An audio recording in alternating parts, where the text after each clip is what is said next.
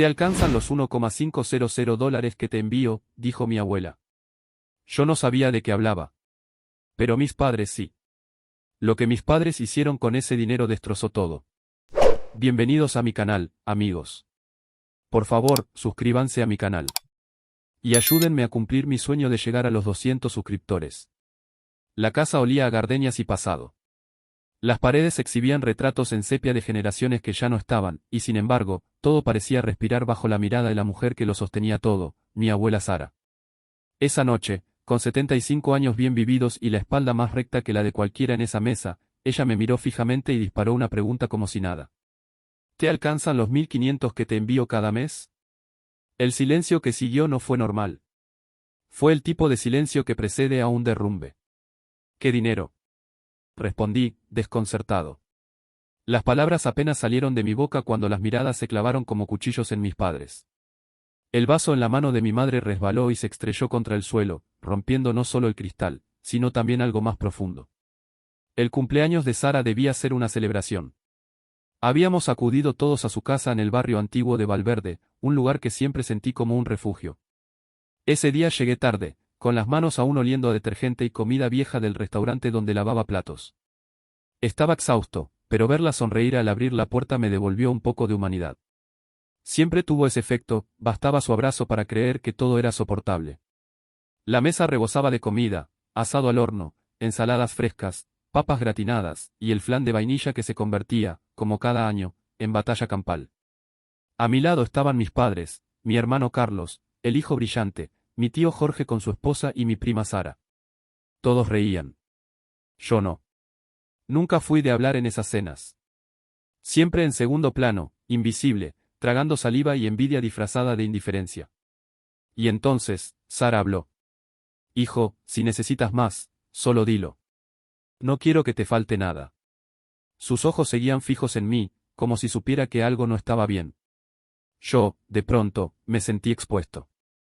Como si alguien hubiese arrancado el velo de una mentira que ni siquiera sabía que existía. Abuela, yo no he recibido un solo centavo. Su ceño se frunció.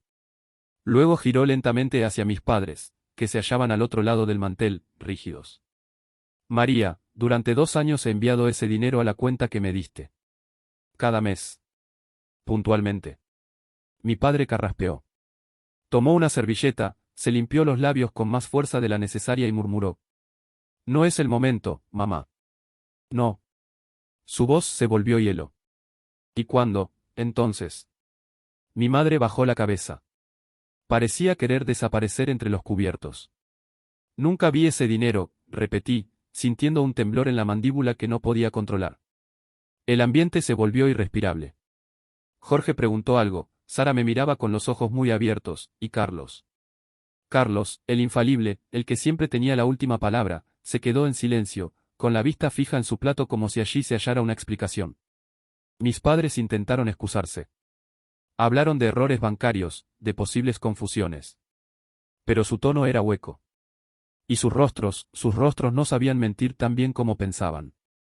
Esa noche, Sara me pidió que me quedara con ella. No podía volver a mi pequeño apartamento con la cabeza llena de escombros. Mientras lavábamos los platos, me tomó la mano. Su piel era rugosa, firme. Esto no se queda así. A mi familia se la respeta. Y tú eres lo más cercano que tengo a la verdad. Me sentí niño otra vez. A salvo. Pero el sueño no vino. Me quedé tumbado en el sofá, escuchando el tic-tac del reloj del pasillo, dándole vueltas a lo que había pasado. ¿Por qué lo harían? ¿Cómo se justifica traicionar así? Recordé cosas. Pequeños detalles. El coche nuevo de Carlos, sus viajes, su ropa de marca. Y yo, recogiendo platos rotos y contando monedas para la universidad. Por la mañana, Sara me llevó a su estudio, un cuarto modesto pero meticulosamente ordenado. Me mostró los recibos. Una carpeta con cada transferencia, firmada, sellada. 2 años de ayuda desvanecida. Llamamos al banco. La respuesta fue rápida, pero me hizo tragar saliva, todo ese dinero había ido a una cuenta a nombre de mi madre. Tuve que sentarme. Me ardía el pecho. Todo lo que creía entender de mi familia empezaba a resquebrajarse. ¿Por qué, abuela? ¿Para qué lo usaban? Ella cerró la carpeta y me miró con una mezcla de tristeza y determinación. Eso lo averiguaremos. Pero primero, prométeme algo, no vas a dejar que esta herida te defina. Asentí. Pero por dentro, algo se había roto. Y ya no sabía si podía repararse. Esa misma tarde, Sara citó a mis padres y a Carlos en su casa. Nadie más. Mi tío quiso asistir, quizás por curiosidad o lealtad, pero ella fue tajante: esto es asunto de nosotros cuatro. Nada más. Cuando llegaron, la tensión entró con ellos. Mi padre evitaba mirarme. Mi madre fingía serenidad, pero las manos le temblaban al dejar su bolso en la silla. Parecían saber que se acercaban al borde de un abismo. María, dijo Sara sin rodeos, su voz firme como una piedra, no empecemos con cuentos. Ese dinero era para él. Quiero la verdad, y la quiero ahora. Mi madre intentó un suspiro disfrazado de excusa. Fue por necesidades familiares. Las cosas no han sido fáciles. Pero Sara la interrumpió con una mirada que detenía relojes. No juegues conmigo. Mi padre se adelantó entonces, con la rigidez de quien va a la horca por voluntad propia. Fue para ayudar a Carlos, dijo, como si nombrar a su hijo prodigio bastara para justificar cualquier cosa. Lo necesitaba. Yo no dije nada. Ni una palabra. Solo miré a Carlos. Él se revolvía incómodo en su asiento, jugueteando con el anillo de la servilleta. Alzó la vista con expresión forzada. Yo, no sabía de dónde venía. Solo, lo usé. No le creí. Lo supe por la forma en que no podía sostenerme la mirada. Como si la vergüenza pesara más que la culpa. Quise gritar, lanzarme sobre la mesa, exigir una explicación que no doliera. Pero algo dentro de mí me contuvo. Intuía que esto era solo la superficie de algo más oscuro. Esa noche, con la complicidad de Marta, mi única aliada real en esa familia resquebrajada, empezamos a escarbar. Ella tenía talento para eso. Era meticulosa, rápida, incisiva. Mientras yo aún temblaba por dentro, ella ya había abierto su portátil. Fue en la oficina de Sara donde hallamos la primera grieta. En una carpeta olvidada, entre estados de cuenta y papeles viejos, descubrimos pagos a una empresa que no conocía y transferencias periódicas hacia lo que parecía ser otra cuenta de Carlos. No tiene sentido, murmuré, pero Marta no contestó. Lo que realmente nos dejó sin aire fue un correo, uno que ella encontró en la computadora de mi madre, olvidada y sin cerrar. Una notificación bancaria, préstamo aprobado por $25,000. A mi nombre. El mundo se me torció. Yo jamás había solicitado nada semejante. Pero ahí estaba, oficial, impreso, sellado digitalmente. El nudo en la garganta se transformó en una furia silenciosa. El tipo de ira que te calcina por dentro sin dejar cenizas. Usaron mi nombre, dije, más para mí que para ella. Marta, sin levantar la mirada del monitor, solo murmuró. Todavía no los enfrentes. Necesitamos más que sospechas. Sara, que había estado escuchando en silencio desde el umbral, se acercó. No dijo nada por unos segundos. Luego, suavemente. Esto lo vamos a arreglar. Pero lo haremos como se debe. En su voz había rabia. Pero también protección. Como si dijera, a mí no me destrozan a uno de los míos sin pagar el precio. Dormir fue imposible. Lo que había empezado como una cena de cumpleaños se había convertido en un abismo familiar. Y yo estaba cayendo, sin saber aún dónde terminaba esa caída. Al amanecer, desperté con los ojos hinchados y un zumbido constante en la cabeza.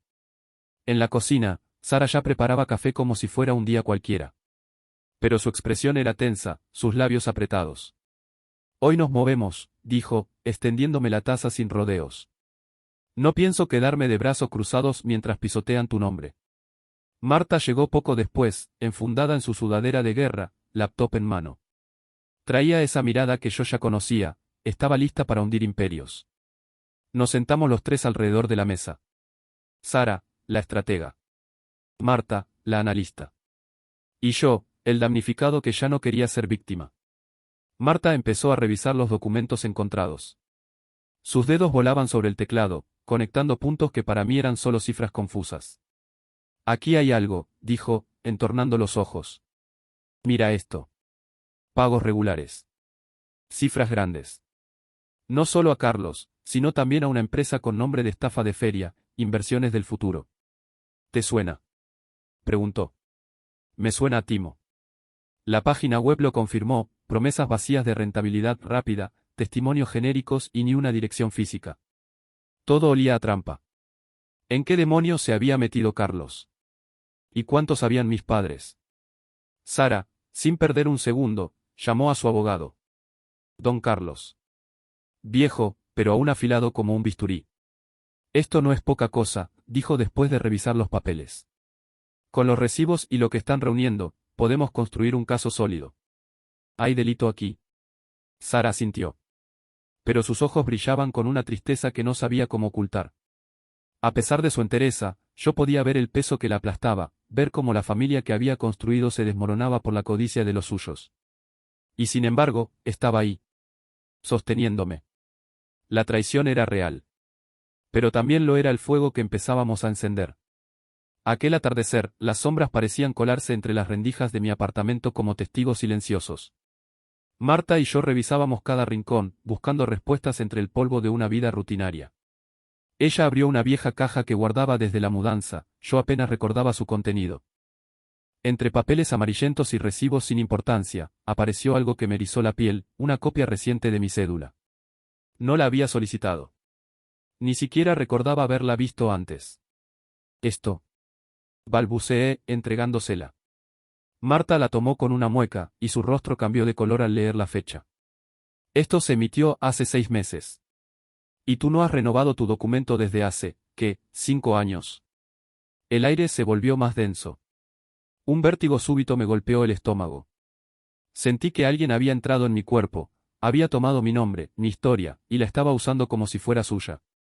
Y ese alguien solo podía ser Carlos. No podía guardar esto solo. Necesitaba hablar con Marta. Pensé, ingenuamente, que sería un refugio, un punto firme en medio del derrumbe. Cuando le conté lo del dinero, el préstamo, las sospechas, no reaccionó como esperaba. ¿Y recién te das cuenta de esto?, preguntó con un tono seco, casi acusatorio.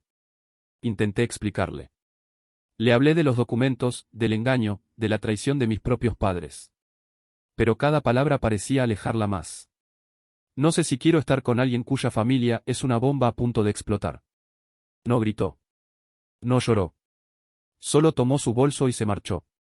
Cerró la puerta con suavidad, como si eso doliera menos. Me quedé sentado, viendo la marca de sus dedos en la taza que no había terminado. Sentí que algo se partía dentro de mí, silencioso, definitivo. Más tarde, Marta me llamó. Su voz estaba tensa, contenida. Lo encontré, dijo.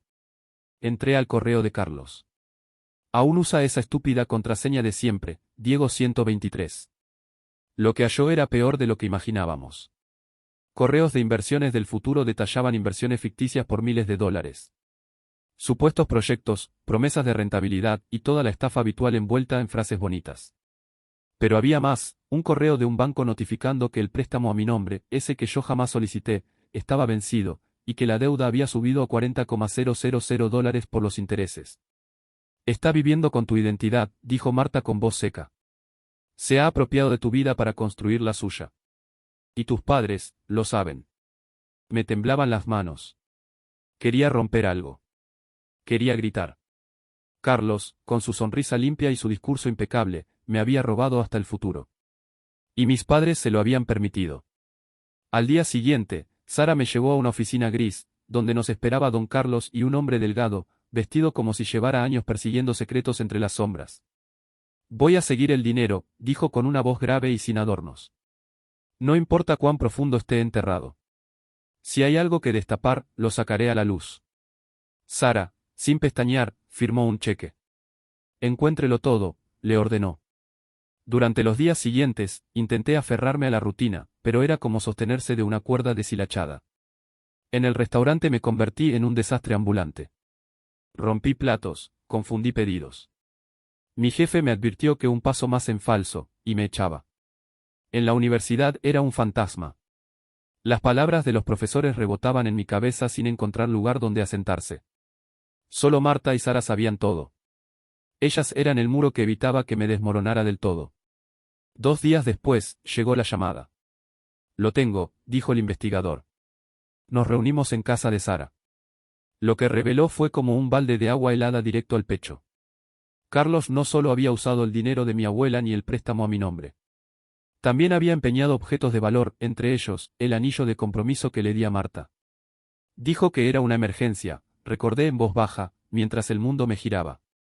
El anillo había desaparecido meses atrás, tras una visita de Carlos. No le di importancia. Idiota. El investigador había atado todos los cabos. Inversiones del futuro no era más que una pantalla. La empresa estaba registrada a nombre de un amigo de Carlos, un tal Julia, con antecedentes por estafa en varios países. El dinero nunca fue a proyectos inmobiliarios. Terminaba en cuentas extranjeras, sin dejar rastro. Pero lo más devastador no fue eso.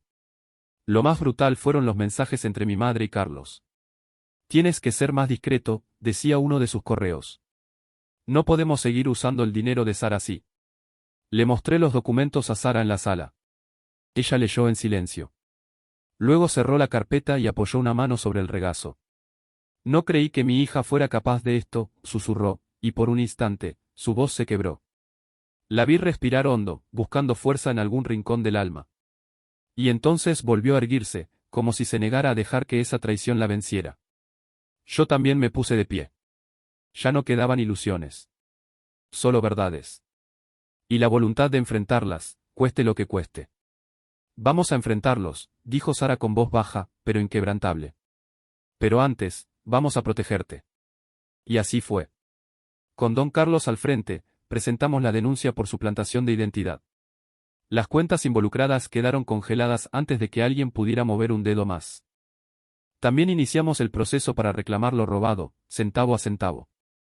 Esa noche, Sara me sentó frente a la chimenea apagada, en la misma sala donde, de niño, me leía cuentos.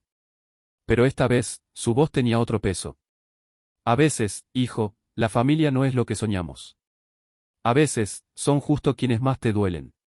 Pero tú no eres lo que ellos han hecho. No lo olvides. Lo que vale es cómo respondes, no cómo te caíste. Sus palabras se me quedaron clavadas. Pero el vacío, ese no se iba con frases sabias. Me sentía traicionado por las mismas manos que se suponía debían sostenerme. Marta no dejó de escarbar. En la laptop de Carlos, aún sincronizada con su celular, encontró más mensajes. Conversaciones que apestaban a encubrimiento. Hablaban de mantenerlo en secreto y arreglarlo antes de que Rosa sospeche. Pero hubo algo más. Un nombre inesperado, Marcos. Mi tío, el que siempre parecía ajeno, había estado pidiéndole dinero a Carlos. En uno de los mensajes decía, estoy en un agujero. Necesito que me cubras, pero que la vieja no se entere. Marcos también estaba en deudas. También se había arrodillado frente a Sara, en secreto. La imagen de esa familia perfecta comenzaba a colapsar como una fachada vieja. Todos tenían máscaras. Yo solo había sido el primero en verlas caer. No vamos a rebajarnos a su nivel, dijo Sara con la serenidad de quien se prepara para una guerra justa. No vamos a gritar. Solo vamos a poner la verdad sobre la mesa. Que vean que ya no tienen dónde esconderse. Preparamos la reunión para el sábado. En su casa, como siempre. Pero esta vez, ese hogar que solía ser abrigo se sentía distinto, como un campo de batalla disfrazado de sala de estar. Yo no dormí la noche anterior. Marta me había escrito para pedirme espacio, que en su idioma era una despedida educada.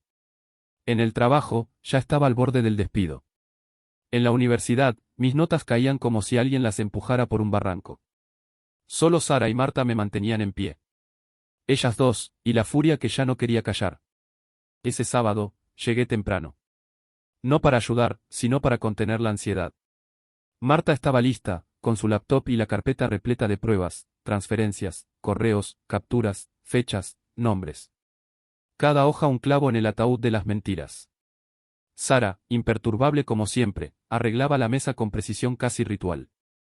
Pero sus ojos decían otra cosa, no había perdón esta vez. Había justicia. Cuando mis padres y Carlos llegaron, el aire en la casa cambió. Se volvió más denso. Más frío. Mi madre intentó una sonrisa torcida, artificial. Mi padre no dijo nada, apenas asentía, incómodo. ¿Y Carlos? Carlos llegó con una cerveza en la mano, como si nada de todo esto fuera con él. Sara ni siquiera lo saludó. Siéntense, ordenó, señalando el comedor. Hoy se termina el silencio. Don Carlos ya estaba allí, anotando todo en su libreta sin levantar la vista. El investigador privado también había venido, con su carpeta de pruebas. Me temblaban las manos. Pero estaba listo. Sara habló primero, como debía ser. María. Miguel. Carlos. Sé exactamente lo que hicieron con el dinero que envié para él, dijo, señalándome. Lo sé todo. Su voz era suave, pero su tono no admitía negación. Sonaba como una sentencia. Quiero que me digan ahora mismo por qué tomaron lo que no les pertenecía. Mi madre abrió la boca, murmuró que había sido un error. Que todo era por necesidades del hogar. Pero Sara alzó una mano. Solo una. Y bastó para hacerla callar. No mientas, María. Tengo los recibos. Las fechas. Los movimientos. Ese dinero era suyo, y lo sabían. Entonces fue mi turno. Respiré hondo. Saqué los papeles que Marta y yo habíamos reunido y los deslicé sobre la mesa, uno a uno. Esto no es solo el dinero de la abuela, dije, tratando de controlar el temblor en mi voz. Aquí está la prueba del préstamo a mi nombre. $25.000. Hoy ya son más de 40 con intereses. Y sé que fuiste tú, Carlos. Mi hermano palideció. Por un momento, parecía no entender. Luego intentó recomponerse. No sé de qué hablas, dijo. Pero su voz traicionaba su rostro. Temblaba. Y esta vez, no era de frío. Vamos a enfrentarlos, dijo Sara. Pero antes, nos encargaremos de protegerte. Con la ayuda de don Carlos, pusimos en marcha la denuncia formal por fraude de identidad. El banco congeló las cuentas antes de que alguien más pudiera mover un solo centavo, y los trámites para recuperar lo robado comenzaron de inmediato. Sara no perdía el tiempo cuando se trataba de justicia. Esa noche, me sentó en la sala, donde la lámpara de pie proyectaba sombras largas sobre la alfombra. El aire olía a té de menta y determinación. Escúchame bien, hijo. A veces los peores golpes no vienen de extraños, sino de quienes más amas. Pero lo que importa no es lo que hacen contigo, sino lo que decides hacer después. Tú no eres lo que ellos hicieron. Yo asentí, pero por dentro seguía roto. Las palabras de mi abuela eran un salvavidas, pero no bastaban para silenciar el eco de la traición. Mientras tanto, Marta seguía rastreando cada rincón digital que podía. En los archivos sincronizados de la laptop de Carlos, encontró más mensajes. Conversaciones que destilaban complicidad, como tapar el préstamo, como evitar que Sara descubriera todo. Mensajes con mi madre, con mi padre y también con mi tío Marcos. Al parecer, Marcos también había caído. Endeudado hasta el cuello, había estado pidiéndole dinero a Sara en secreto. Promesas, excusas, evasivas. Lo de siempre. Descubrimos que incluso había intentado culpar a Carlos, buscando un chivo expiatorio cuando la soga se le apretó demasiado. La podredumbre era más profunda de lo que imaginábamos. Sara decidió que la confrontación final debía hacerse con orden. Sin gritos. Sin caos. Vamos a hacerlo con dignidad, dijo. Que vean que ya no tienen margen de maniobra. Que entiendan que se acabó. El sábado llegó con un cielo gris, como si el clima supiera lo que estaba por suceder. La casa de Sara, que tantas veces me dio refugio, ahora parecía contener la respiración. Marta y yo nos adelantamos. Extendimos sobre la mesa del comedor todas las pruebas, extractos bancarios, correos impresos, mensajes capturados. Una coreografía de traiciones organizada con precisión quirúrgica. Cuando mis padres y Carlos entraron, la tensión llenó la sala como gas inflamable. Mi madre forzó una sonrisa. Mi padre bajó la mirada. Carlos llegó con su usual arrogancia, como si aquello fuera una reunión más. Como si todavía creyera que podía salirse con la suya. Siéntense, ordenó Sara, sin levantar la voz. Don Carlos se acomodó en una esquina, con su libreta lista. El investigador también estaba allí, serio, implacable, con una carpeta que parecía pesar toneladas. María. Miguel. Carlos, dijo Sara al fin. Sé lo que hicieron con el dinero que era para él, me señaló sin mirarlos. Y sé que no fue un error. Fue una elección. Mi madre intentó hablar de necesidades, de malas decisiones, pero Sara la interrumpió con un simple gesto. No te excuses. Tenemos todo documentado. Cada transferencia. Cada mensaje. Cada mentira. Yo me incliné hacia la mesa. Mis manos temblaban. Esto va más allá del dinero, dije. Usaron mi nombre para un préstamo de $25,000. La deuda ya supera los $40,000. Y tú lo sabías, Carlos. Mi hermano abrió la boca, pero ninguna defensa salió. Su rostro perdió color. Aún intentó una negación, apenas un susurro. No sé de qué hablas. Pero su voz temblaba. Y todos lo notaron. Mi padre, finalmente, habló.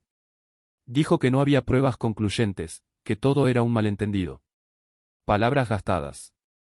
Pero entonces el investigador abrió su carpeta y comenzó a leer, fechas, montos, cuentas a nombre de Carlos. Correos firmados. Mensajes que demostraban cómo él y mi madre planeaban todo. Vi cómo el rostro de mi madre se descomponía. Rompió a llorar. Solo queríamos ayudarlo, sollozó. Carlos estaba desesperado. No sabíamos qué hacer.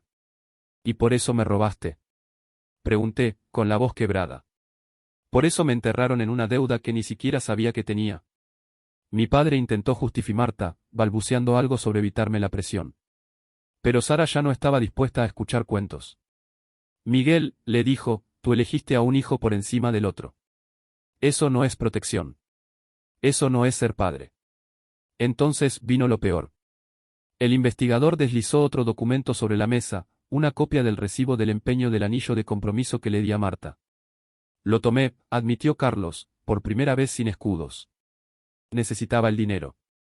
Pensé que lo recuperaría antes de que alguien se diera cuenta. El mundo se me cerró. Ese anillo era lo último que me conectaba con Marta. Y ahora estaba en manos de un prestamista, reducido a un número de ficha. Me levanté de golpe, pero Marta me detuvo con una mano firme en el brazo. No vale la pena, susurró. Y tenía razón. Nada que hiciera devolvería lo perdido. Sara, con una calma que helaba la sangre, se dirigió a todos. Esto termina hoy. María. Miguel. No volveré a ayudarlos. El dinero que le robaron a mi nieto será devuelto. Y me aseguraré de que así sea. Miró a don Carlos. Ya sabes qué hacer. El abogado asintió. La denuncia está formalizada. El banco coopera. Y también hizo una pausa, y ella está modificando su testamento. A partir de ahora, lo que es suyo, estará protegido. La reunión terminó con mi madre entre lágrimas, mi padre enmudecido, y Carlos gritando que todo era injusto, que él solo intentaba sobrevivir. Que nadie entendía lo que había vivido. Yo no lo escuchaba ya. Me levanté y salí al patio. El aire fresco me cortó la cara, pero no bastaba para calmar el temblor que me sacudía por dentro. Marta me siguió en silencio. Lo hicimos bien, dijo al fin. Ya no hay máscaras. Todo está sobre la mesa. Pero no sentía ninguna victoria. Sentía solo los restos. Astillas de una familia que ya no existía. Y aunque no era mi culpa, dolía como si lo fuera. ¿Quieres que continúe con la parte final, donde comienza la reconstrucción de su vida tras el colapso? El correo de admisión llegó una tarde cualquiera, sin anuncio ni dramatismo. Pero cuando leí la primera línea, ha sido aceptado en el programa de posgrado, sentí algo que no había sentido en mucho tiempo, que mi vida, al fin, me pertenecía. No fue solo una aceptación académica. Fue una afirmación íntima. Una forma de recuperar mi nombre, mi futuro, mi lugar. Mis padres intentaron contactarme después. Un mensaje, una llamada, una invitación a hablar como familia. Pero no estaba listo. Quizás no lo estaría nunca. Cada intento traía consigo el recuerdo de sus excusas, de la manera en que envolvieron sus decisiones en justificaciones baratas. Como defendieron a Carlos mientras a mí me dejaban hundirme.